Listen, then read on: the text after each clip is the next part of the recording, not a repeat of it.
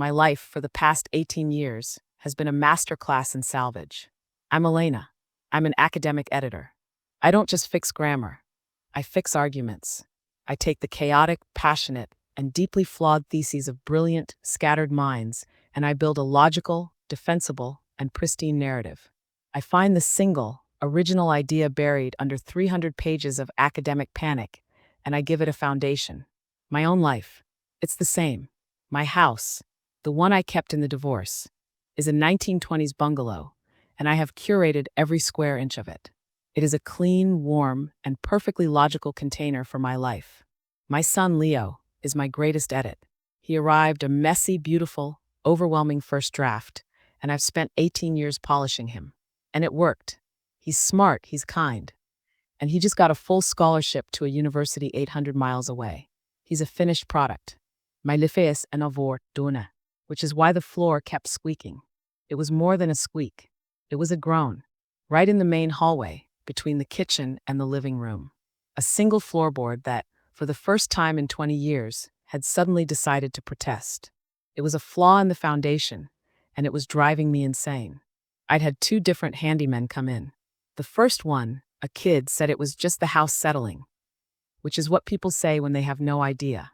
The second one, a slick guy in a polo shirt, quoted me an astronomical price to sand and refinish the entire downstairs.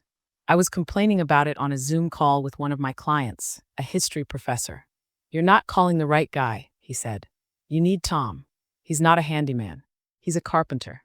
He's the guy who fixed the structural beams in the faculty library. He's slow, but he's thorough." Tom showed up 2 days later. He wasn't slow. He was deliberate.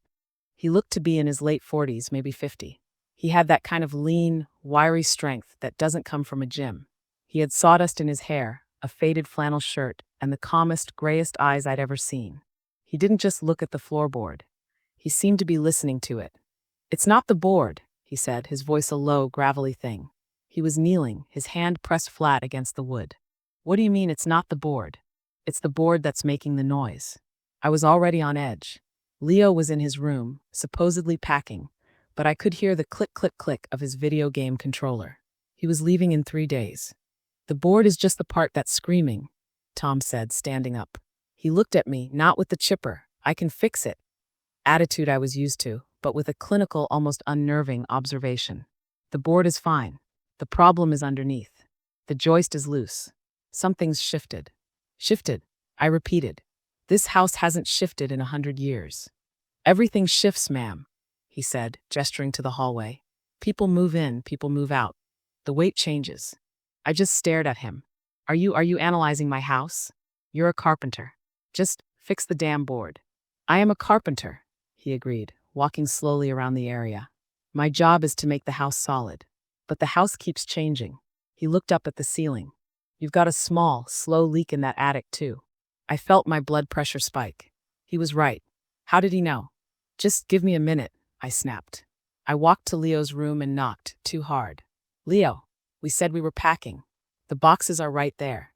"I'm taking a break, Mom," he yelled back, the sound of digital gunfire filling the hallway. "It's not a big deal. I'll do it tonight." "It is a big deal," I yelled back, my voice cracking. "It's your future. You can't just do it tonight. You have to be responsible. You have to be ready. I am not going to be here to pack for you." The silence that followed was worse than the gunfire. "I know, Mom," he said, his voice suddenly small. That's kind of the point." I turned around. My heart was a trapped, hammering bird in my chest. My breath was coming in short, shallow gasps. The hallway, which was perfectly climate-controlled, suddenly felt airless. I could feel the sweat on my forehead. I could feel the antique, original wood floor beneath my feet, and it was caving in. "It's sinking," I gasped, fumbling for the wall. I can't breathe in here." I was having a panic attack.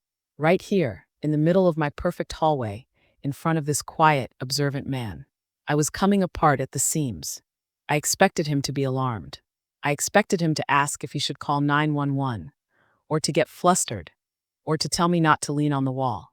He did none of those things. He just stood there. He just watched me, his face unreadable. And then he moved.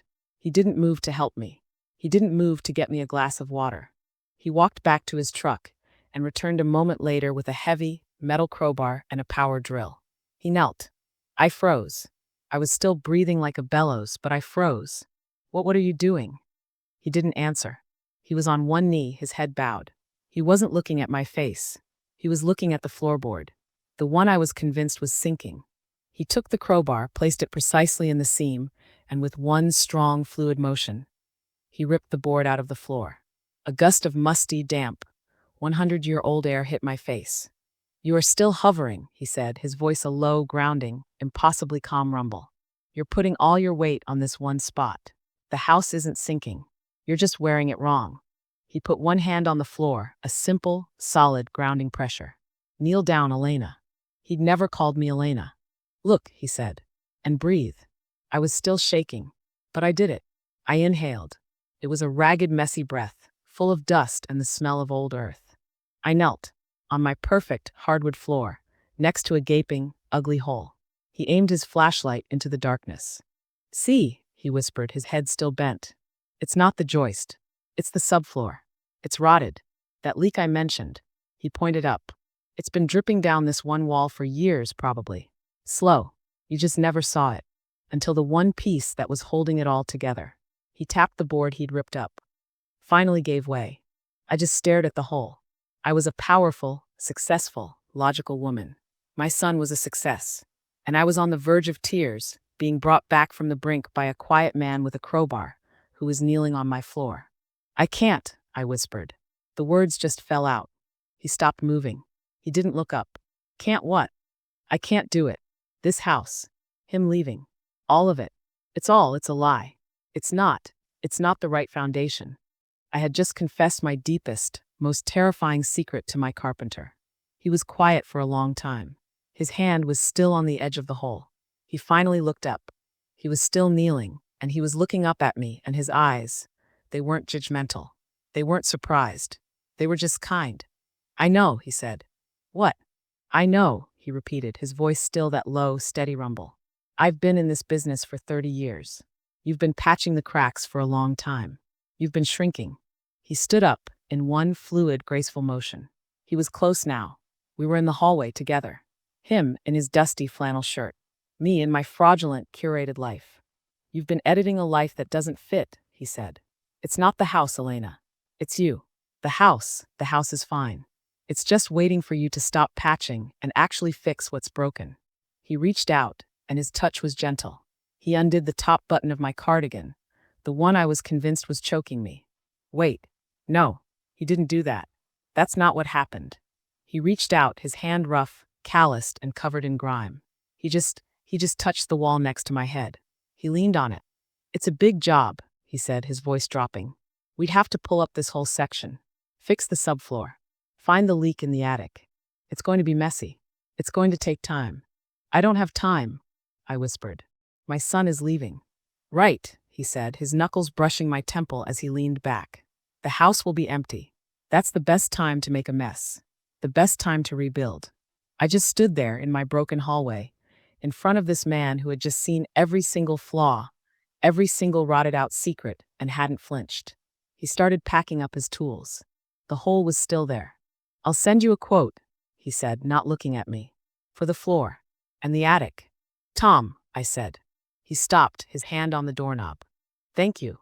He nodded. He turned to leave, and I, in a moment of, I don't know what it was, I reached out and grabbed his wrist. His skin was warm, his pulse steady under my fingers. He turned back. Slowly. We were standing in the doorway.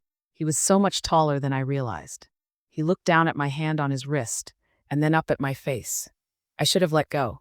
I should have apologized. I was an editor. I was a professional. I was a 47-year-old woman with a panic attack hangover. I didn't let go. "Elena," he said. It was a question. He was asking me if I was sure.